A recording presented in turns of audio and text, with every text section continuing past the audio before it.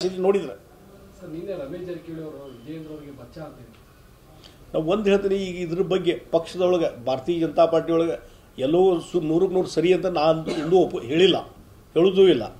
ಅದಕ್ಕೆ ಅದೇನು ಸಮಸ್ಯೆಗಳಿದ್ದಾವೆ ಅದನ್ನು ಈಗಾಗಲೇ ವರಿಷ್ಠರು ಗಮನಿಸ್ತಾ ಇದ್ದಾರೆ ಮತ್ತು ಸೂಕ್ತ ಸಮಯದಲ್ಲಿ ಸೂಕ್ತ ನಿರ್ಧಾರಗಳು ಕೈಗೊಂತಾರೆ. ನಾನು ವೈಯಕ್ತಿಕವಾದಂಥ ಹೇಳಿಕೆ ಬಗ್ಗೆ ಎಂದೂ ಕಮೆಂಟ್ ಮಾಡೋಕ್ಕೆ ಹೋಗೋದಿಲ್ಲ. ಅವರವ್ರ ಹೇಳಿಕೆ ಅವ್ರಿಗೆ ಬಿಟ್ಟಿದ್ದು. ಪಕ್ಷ ಏನು ಯಾವುದು ನಿರ್ಧಾರ ಕೈಗೊಂತಾರೆ ಸರಿ ಮಾಡಲಿಕ್ಕೆ ಎಲ್ಲ ರೀತಿ ಪ್ರಯತ್ನ ಮಾಡ್ತಾರೆ.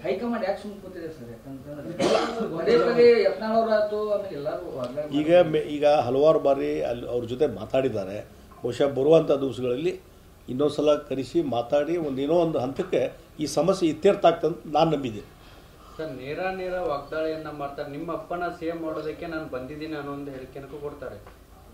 ಅದಕ್ಕೆ ನಾನು ನೋಡ್ರಿ, ನಮ್ಮ ಯಾರೇ ಹೈಕಮಾಂಡ್ ಏನಾದರೂ ಹೆದರ್ತಿದೆ, ನಾವು ಒಂದು ಲೀಡರ್ಸ್ ಹೇಳಿಕೆಗಳ ಬಗ್ಗೆ ಏನು ಕಮೆಂಟ್ ಮಾಡೋಕ್ಕೆ ಹೋಗೋದಿಲ್ಲ.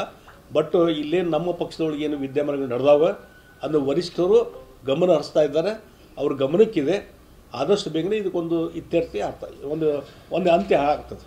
ಸರ್, ಈಗ ನೀವೊಬ್ರು ಸೀನಿಯರ್ ಲೀಡರ್ ಅದ್ರಿ, ಯಾಕೆ ಸೀನಿಯರ್ ಲೀಡರ್ಸ್ಗಳು ಇದನ್ನ ಸರಿಪಡಿಸುವಂತದನ್ನ ಮಾಡ್ತಾ ಇಲ್ಲ? ಒಂದ್ ಕಡೆ ನೀವಿದ್ದೀರಿ, ಈಗ ನೋಡಿ ಸೀನಿಯರ್ ಲೀಡರ್ಸ್ ಇದ್ದೇವೆ, ನಾವು ಮೇಲಿನವ್ರ ಗಮನಕ್ಕೆ ತರುವಂಥ ಕೆಲಸ ನಾವು ಮಾಡ್ತೀವಿ. ಇವೆಲ್ಲ ಪಕ್ಷವು ನಿರ್ಧಾರ ಕೈಗೊಳ್ಬೇಕಾಗ್ತದೆ.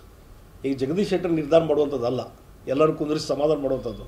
ಅದನ್ನು ಪಕ್ಷ ಕರೆಕ್ಟು, ಪಕ್ಷ ಅದ್ರ ಬಗ್ಗೆ ನಿರ್ಧಾರಗಳಿಗೆ ಅವ್ರು ಕೈಕೊಂತಾರೆ. ಜಗದೀಶ್ ಶೆಟ್ಟರ್ ನಿರ್ಧಾರ ಕೈಗೊಳ್ಳೋಕೆ ಬರೋದಿಲ್ಲ.